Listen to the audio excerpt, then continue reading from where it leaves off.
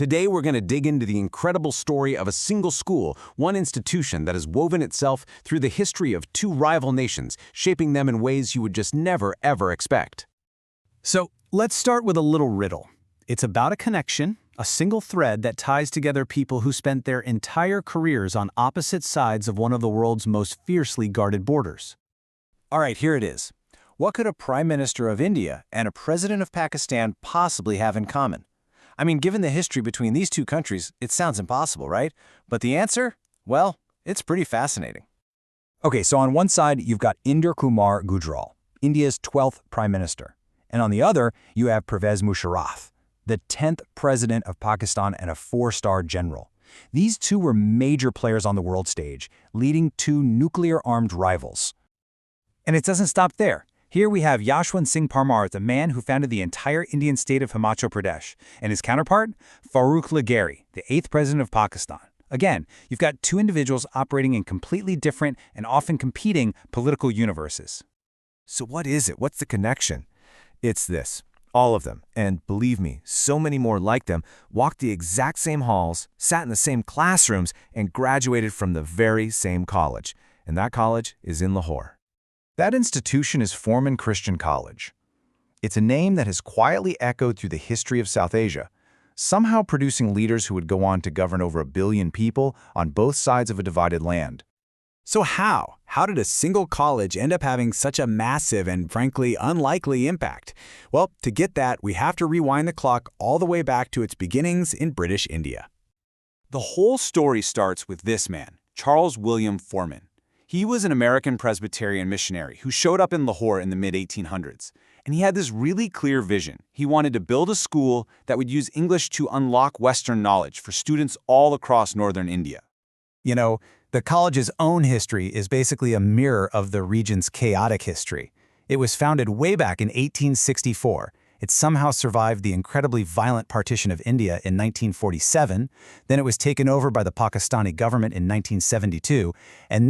And this is amazing, it was actually returned to its original owners in 2003. What a journey. Let's really focus on that middle part of the story for a second, because the college's sheer ability to survive and then come back, well, that's at the very core of its identity. This was, without a doubt, its toughest chapter. So in 1972, the government of Pakistan nationalized it. And just like that, for 31 years, its independence was gone. It became a state-run institution, and that unique mission that had guided it for more than a century was just put on ice. But the story didn't end there. After decades of nonstop effort from its supporters, in 2003, control was handed back. This was a huge moment, a period of renewal that let the college reclaim its heritage and gear up for a whole new century. But here's the thing. This college wasn't just a politician factory. No way. It was a hotbed of new ideas, both academic and social, a real pioneer. Its legacy is built on a whole series of incredible firsts. I mean, just look at how far ahead of the curve this place was. One of the very first biology departments in the entire region, that was 1898.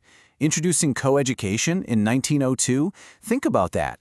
That was an absolutely radical idea for the time. It also pioneered new teaching methods and launched specialized departments like industrial chemistry, way before most others even thought of it. And all of this innovation, all this forward thinking, was really driven by a simple but powerful idea, captured right in their motto, by love, serve one another. It wasn't just about learning for the sake of learning. It was about using that knowledge to actually help people. And the intellectual firepower at this place was just astounding. A professor named Arthur Compton did a huge chunk of his Nobel Prize-winning research on cosmic rays right on this campus. And get this, its graduates went on to found the main scientific research councils for both India and Pakistan. This place was a literal engine of progress for the entire subcontinent.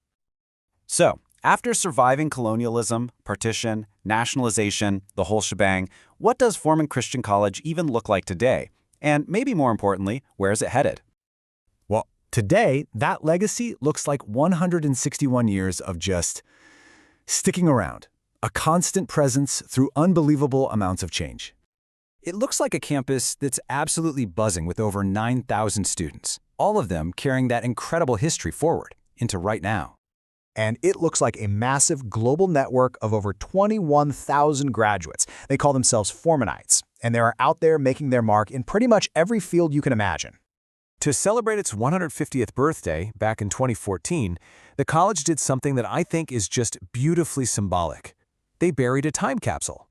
Inside, they put publications, personal notes, and all kinds of artifacts from our time, all sealed away. It's basically a message in a bottle for the Formanites of the year 2064. It's such a profound statement of faith in the college's own future. And that really brings us to our final question. When that capsule is finally opened, what stories will the future find inside? What will the next generation of leaders and scientists and thinkers from this one remarkable college have achieved? Given its past, it feels like a future worth watching.